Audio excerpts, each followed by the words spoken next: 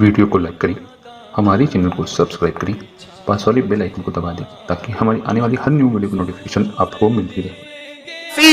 बच्चों की तरबियत का उम्र 10 और 12 साल के बाद शुरू नहीं होता। बच्चों और बच्चियों की ज़हन साजी का वक्त जो है वो 10-12 साल के बाद शुरू नहीं होता, बल्कि बचपने में अपनी गोद ही से अपने बच्चों की तरबियत करो। बल्कि खास बात यह भी कह दूं, अपने बच्चों को दूध पीने के अय्याम में, यानी पैदा होने से लेकर 2 साल तक की जो उम्र है, उन अय्याम में गाय भैंस का दूध न पिलाओ, अपने बच्चों को जानवर का दूध न पिलाओ बिला वजह। अगर अल्लाह ने सीने में उनकी ग़िज़ा रखी है तो माँ पूरा 2 साल कोशिश करे अपने बच्चे को दूध पिलाए, इसलिए कि दूध पिलाने की भी अपनी एक फजीलत है। साइंस तो ये कहती है जो औरतें मुकम्मल दूध पिलाती अपने बच्चों को, वो सीने के कैंसर से महफूज रहती है। आज औरतें सीने के कैंसर में मुब्तला है और वजह उसकी एक ये भी है, बहुत सारी वजूहात में से दूध नहीं पिला रही है, क्योंकि दूध पिलाएगी तो उस बच्चे को बाजार में भी साथ ले जाना पड़ेगा, शादियों में भी साथ ले जाना पड़ेगा। और यहाँ भी आज तो कल औरतें माँ बनने की शौकीन थी और आज औरतें माँ बनने के बाद भी सोचती है कि बच्चा मुझे अम्मी कहेगा तो लोग मुझे जो बड़ी उम्र की समझेंगे, यानी माँ बनने के बाद भी मैं 18 साल की मालूम होना चाहिए। याद रखो ये जुल्म है। ऐ खातून जन्नत की कनीज़ो, अल्लाह के गैब दा नबी सल्लल्लाहु अलैहि वसल्लम फरमाते हैं, जब कोई माँ अपने बच्चे को दूध पिलाती है तो हर घूंट के बदले में अल्लाह उसको एक नई जान को नई जिंदगी देने का सवाब अता फरमाता है, एक जान को नई जिंदगी देने का सवाब अता फरमाता है। और जब औरत अपने बच्चे को दूध पिलाकर दूध मुकम्मल करती है तो फरिश्ता आकर उसकी पीठ ठोक करके कहता है, जा अब नए आमाल शुरू कर, क्योंकि अल्लाह ने तुझे गुनाह से ऐसे पाक कर दिया जैसे तू अभी अपनी माँ के पेट से पैदा हुई है। अल्लाह अकबर। इसलिए बच्चों को इसका उसका दूध न पीने दो। हाँ, अगर कोई बीमारी हो, वाकई कोई मजबूरी हो, दूध नहीं आता हो तो बात अलग है, लेकिन अगर अल्लाह सीने में ग़िज़ा दे रहा है तो अपना दूध पिलाओ। और दूध पिलाते वक्त कानों में ईयरफोन नहीं होना चाहिए, दूध पिलाते वक्त नजर जो है वो टीवी या सीरियल पर नहीं होना चाहिए, बल्कि जब दूध पिलाओ तो दुरूद शरीफ जबान पर हो, जब दूध पिलाओ नाते मुस्तफा जबान पर हो, जब दूध पिलाओ हो सके कि बावजू हो, कोशिश करो बावजू रहो, और बावजू नहीं रह सकती कम से कम दुरूद शरीफ पढ़ो, दुरूद शरीफ पढ़ो, नात शरीफ पढ़ो। इसके असरात आपके बच्चों पर होंगे और आपके बच्चों को पूरी जिंदगी इंशाअल्लाह उसकी बरकतें काम आएगी। मेरी बहनों, साथ ही साथ मेरी गुजारिश आपसे ये है कि बच्चों को दादा दादी का अदब बताओ, बच्चों को चचा चची का अदब बताओ, बच्चों को खाला खालू का अदब बताओ, बच्चों को एक दूसरे के साथ लड़ाई झगड़ा मत करने दो। उनके सामने, बच्चों के सामने याद रखो, हर मियाँ बीवी में झगड़ा होता है। मैं ये नहीं कहता कि झगड़ा नहीं होता, हर मियाँ बीवी में होता है झगड़ा, ये घर घर की कहानी है, हर घर की कहानी है, लेकिन अपने बच्चों के सामने न लड़ो, क्योंकि जब बच्चों के सामने माँ बाप लड़ते हैं तो बच्चे जो है वो एहसास कमतरी का शिकार हो जाते हैं, बच्चे मायूस हो जाते हैं, बच्चे डिप्रेशन में चले जाते हैं। सब्र करो, शिकवे ना करो, तुम शिकवे करोगी बच्चे और बच्चियां भी शिकवे सीखेंगे। शुक्र का ज़ौक़ पैदा करो, शुक्र का शौक पैदा करो। जानती है मेरी बहनों, ये औलिया अल्लाह इतने नेक थे, आज आकर बात वहीं आती है, सबसे बड़ा मुर्शिद का रोल अगर किसी ने अदा किया है तो वो माँ है। जानती है मेरी बहनों, आप आज बच्चे छोटी छोटी चीज पे शिकवे करते हैं, लड़ाइयां करते हैं, झगड़े करते हैं, गाली गलौज करते हैं, लेकिन हजरत महबूब इलाही फरमाते हैं फाके करने की लज्जत तो मुझे मेरी माँ ने सिखाया।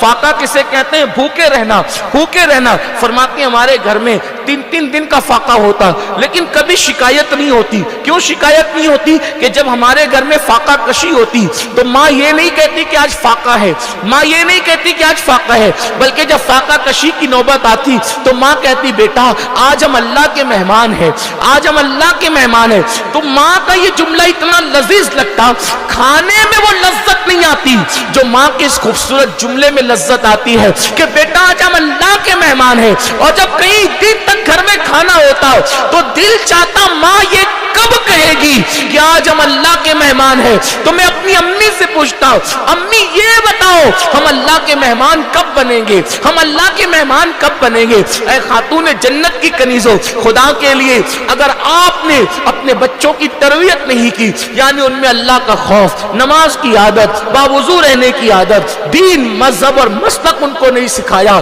تو جیسے آج کی بوڑھی عورتیں اور بوڑھے مرد رو رہے ہیں اولاد بگڑنے کی وجہ سے, آپ بھی رو سکتی ہے. کہنے والوں نے کہا, ایک عبرت کی بات لکھی کہ ایک نوجوان کو چوری کی وجہ سے اتنی چوری کی کہ چوری کرتے کرتے وہ بڑا چور اور ڈاکو بن گیا. تو حکومت نے سزا سنائی, اس کو پھانسی دے دی جائے. یہ اتنا بڑا چور بن گیا ہے کہ اس کے چور ہونے کی وجہ سے ملک کو خطرہ ہے, اس لیے اس کو پھانسی دے دو. جب پھانسی دیتے وقت تو اس کی آخری خواہش پوچھی گئی, آخری خواہش کیا ہے؟ اس نے کہا ماں سے ملنا چاہتا ہوں. لوگوں نے سوچا چور بڑا ہے لیکن ماں کا ادب کرتا ہوگا. ماں کو لایا گیا تو اس نے ماں کا کان نوچ لیا. تو لوگوں نے اس کو سرزنش کی, تانا دیا, بدبخت, مرتے وقت بھی ماں کو دکھ دے رہا ہے. کہا یہ میری پھانسی کا اگر کوئی ذمہ دار ہے تو یہ میری یہی ماں ہے. جب میں نے بچپن میں چھوٹی موٹی چوریاں کی تھی تو اس وقت میں اپنی ماں کی اسی کان میں آ کے کہتا تھا میں نے پیسے چرائے, میں نے سامان چرایا, میں نے یہ چرایا, وہ چرایا. تو اس وقت میری ماں مجھے کہتی تھی جا لے جا کر کے چھپا دے. کاش اگر میری پہلی چوری پر میری ماں نے مجھے تماچا مار کر کے روک دیا ہوتا تو میں اتنا بڑا چور نہ بنتا. میری بہنوں, بچوں کی غلطیوں کو نظر انداز مت کرو. یہ سوچ کر کہ ابھی تو یہ بچہ ہے, گالی دے رہا ہے بچہ ہے, گانا گا رہا ہے بچہ ہے, ناچ رہا ہے بچہ ہے, نہیں بلکہ اسے روکو. اور یہ بھی بات آپ کو بتا دوں, اپنے بچوں کو بد دعا مت دو, اپنے بچوں کو بات بات پہ ڈانٹو مت, اپنے بچوں کو مارو مت. نہ ان کو مارنے کی عادت ڈالو, نہ ان کو ڈانٹنے کی عادت ڈالو, نہ ان کو بد دعا دو. یاد رکھنا بد دعا تو کبھی مت دینا, کبھی مت دینا, کبھی مت دینا. اس لیے کہ ماں باپ کی دعا بھی فوراً قبول ہے اور ماں باپ کی بد دعا بھی فوراً قبول ہے. میری بہنوں, تم اپنی اولاد کو غصے میں کہتی ہو مر جا اور تباہ ہو جا اور برباد ہو جا. یاد رکھنا ماں نے کہا تو یہ جملہ کبھی نہ کبھی ضرور اثر کرے گا. ایک بہت بڑے مفسر قرآن ہے علامہ زمخشری آخری عمر میں بہت بڑے عالم تھے, محدث تھے, مفسر تھے.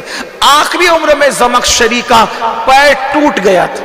یہ بات سن لو, بچوں کو دعا دو, غصے میں بھی دعا دو, نافرمانی پر بھی دعا دو, نافرمانی پر بھی دعا دو, بد دعا کبھی مت دو. علامہ زمخشری کا آخری عمر میں پیر ٹوٹ گیا تھا. زمخشری سے کسی نے پوچھا علامہ یہ بتائیں اتنے نیک پرہیزگار متقی ہو, آخر عمر میں آپ کا پیر ٹوٹ گیا. فرماتے ہیں ماں کی بد دعا کے نتیجے میں, یہ میری ماں کی بد دعا کا اثر ہے. لوگوں نے پوچھا آپ جیسا عالم, آپ جیسا محدث, آپ جیسا مفسر, ماں کی بد دعا کیسے لے لی آپ نے, اور آپ کی ماں نے آپ کو بد دعا کیسے دے دی؟ تو زمخشری کہتے ہیں بد دعا کے پیچھے واقعہ اور بیک گراؤنڈ پس منظر یہ ہے کہ ایک مرتبہ میں چھوٹی سی چڑیا لایا. آج کل تو بچے موبائل سے کھیلتے ہیں, پتہ نہیں کیا کیا سے کھیلتے ہیں, لیکن اس وقت کے بچے چڑیا اور پرندے لے کر کے آتے تھے, اس سے کھیلتے تھے.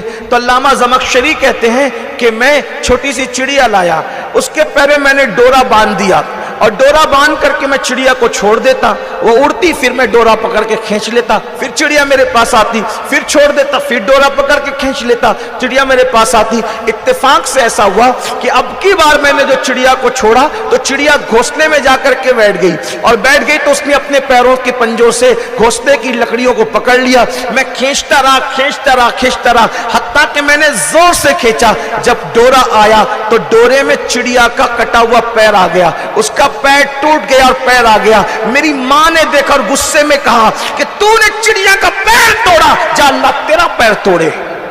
تو کہا زندگی میں تو یہ پیر کبھی نہیں ٹوٹا، لیکن ماں کی بد دعا کا اثر آخری عمر میں آیا کہ میرا پیر ٹوٹ گیا۔ اس لیے میری بہنوں اپنے بچوں کو کبھی بد دعا نہ دو، بچیوں کبھی بد دعا نہ دو، ہلاک ہو جائے، برباد ہو جائے، بدبخت، یہ سب نہیں، بلکہ ان کے لیے ہمیشہ دعا کرو۔ آپ کا ایک جملہ اس کو تباہ بھی کر سکتا ہے، اور آپ کی ایک دعا اس کو ترقی کے منازل پر